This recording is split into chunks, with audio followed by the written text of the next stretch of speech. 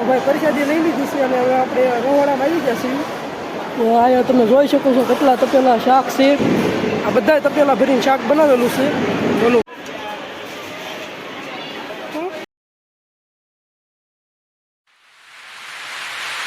Hi everyone, welcome to my new video. તો અત્યારે બગદાણા આવી ગયા છીએ. કાંઈ જવાનું નક્કી નહોતું, અચાનક નક્કી થઈ ગયું. તો ફાઇનલી આપણે બગદાણા પહોંચી ગયા છીએ. તો કમેન્ટમાં પહેલાં બાપા સીતારામ લખી નાખો, પછી બધાને દર્શન કરાવું બાપા સીતારામના. અને 3 જણા છીએ, પકાભાઈ છે, માનવ તીડી છે. હાય કહી દે તો બધાને હાય કહી દે. હાલો તમને દર્શન કરાવું.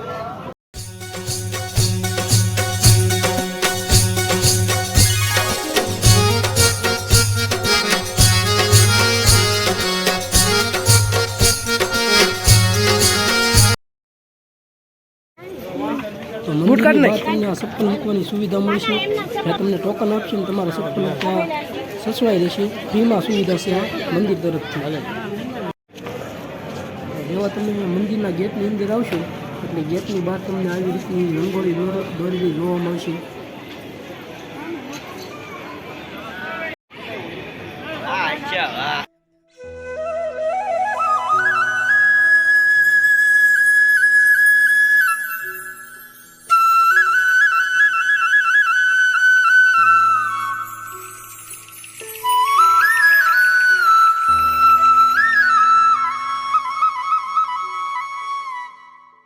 આપણે ગાદી મંદિરના દર્શન કરી લીધા છે. તો અહીંયા જયદીપભાઈની મળી ગયા અમને, અમિતભાઈ, કૈલાસભાઈ. ચાલો આપણે એવા મેન મંદિરના દર્શન કરવાના છે.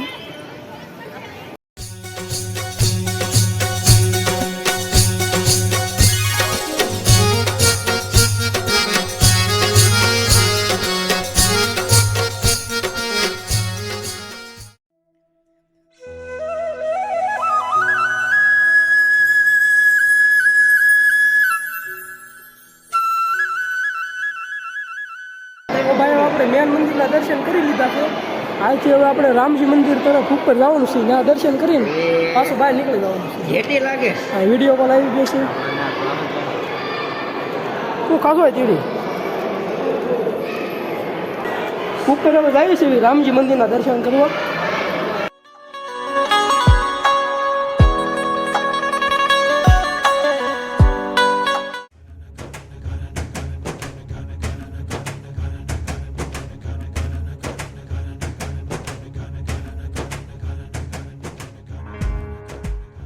તો ભાઈ દર્શન કરી મંદિરની બહાર આવી ગયા છે. અહીંથી હવે એક વડલો છે જ્યાં બાપા સીતારામનું કેસ દેખાય છે. એ વડલે જઈને તમને દર્શન કરાવું. તો અત્યારે અહીંયા જયદીપભાઈની ફોટા પડે છે કાભાઈની.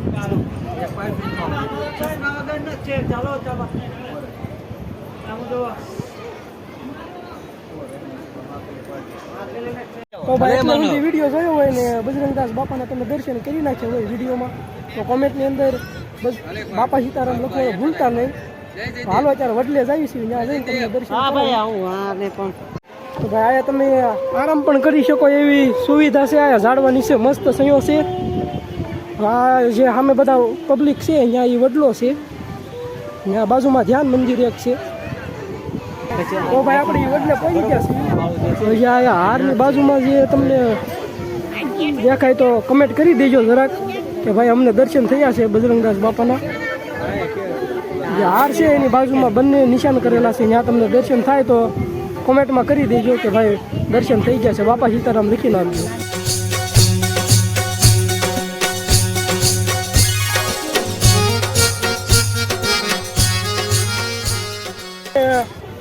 વડલામાં દર્શન કરી લીધા છે બજરંગદાસ બાપાના. તો એક આયા કાળ ભૈરવનું મંદિર છે, ત્યાં તમને દર્શન કરાવું કાળ ભૈરવના. હારે જયદીપભાઈ છે અમારા, આપણા ભાઈબંધ છે મોજીલા જયદીપભાઈ.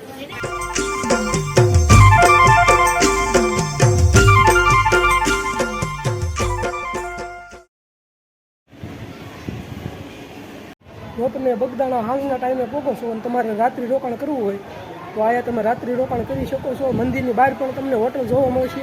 અને અહીંયા આ રીતનો કાંક શેડ છે. તો ભાઈ હવે બધાય મંદિરના દર્શન કરી લીધા છે. આશ્રમની અંદર જે કાંઈ જેટલા મંદિર હતા બધા મંદિરના દર્શન કરી લીધા. હવે આપણે ભોજનશાળા તરફ જઈએ છીએ. તો તમને દેખાડું ભોજનશાળા કવડી છે. પહેલાં તો નીચે બેહીને બધા પરસાદી લેતા, અત્યારે ડાઇનિંગ ટેબલ થઈ ગયા છે. આ રસ્તો છે ને એની પાસે મંદિરની જમણી સાઈડથી ને છે. તો હવે હાલો આપણે બધા પરસાદી લેવા જઈએ.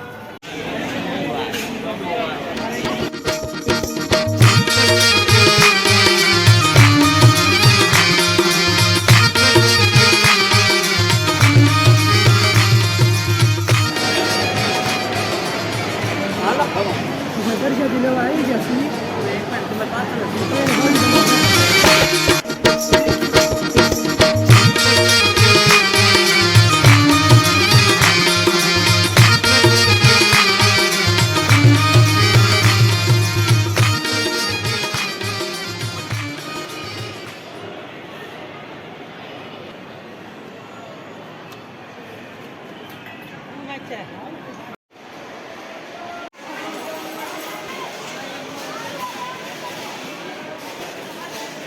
ભાઈ પરસાદી લઈ લીધી છે અને હવે આપણે રવાડામાં આવી ગયા છીએ. અહીંયા તમે જોઈ શકો છો કેટલા તપેલા શાક છે. આ બધા તપેલા ભરીને શાક બનાવેલું છે. ઓલું ભાતનું કાઉન્ટ ઉપર દેખાય છે ને આ બધા એમાં શાક બને. નીચે ઓલા ભૂંગળા છે એમાંથી ડોલું ભરીને જવાનું, તપેલા ઓલા ભરી નાખવું. અને અહીંયા આ રીતે લાડવાની આખી ચોકી ભરેલી છે. અને આ બધા જે છે એ સ્વયંસેવકો છે અહીંના. આ રીતનું મોટું ભવ્ય રસોડું છે. તો ભાઈ આપણે હવે દર્શન કરી લીધા છે, પ્રસાદી લઈ લીધી છે અને હવે આપણે જાવી છીએ બજારમાં આટો મારવા. લાંબી બજાર છે એટલી. આ તમને નાના છોકરાના રમકડા, દુપટ્ટા ને એવું બધું મળી જશે. આપણે તો કાંઈ લેવાનું નથી એટલે દુકાનની અંદર નથી જવાનું. બાકી આ રીતની કાંઈક બજાર છે. હવે અહીંથી બગુડા જવાનું છે. હું ને જયદીપ બે આવ્યા છીએ બજારમાં. હવે બગદાણાથી બગુડા પહોંચી ગયા છીએ, પણ અહીંયા ટ્રાફિક એટલું છે ને તે વ્લોગ હરખો બનશે નહીં. મંદિરની બહાર આ રીતની કાંક શ્રીફળ વધારવાની વ્યવસ્થા કરેલી છે.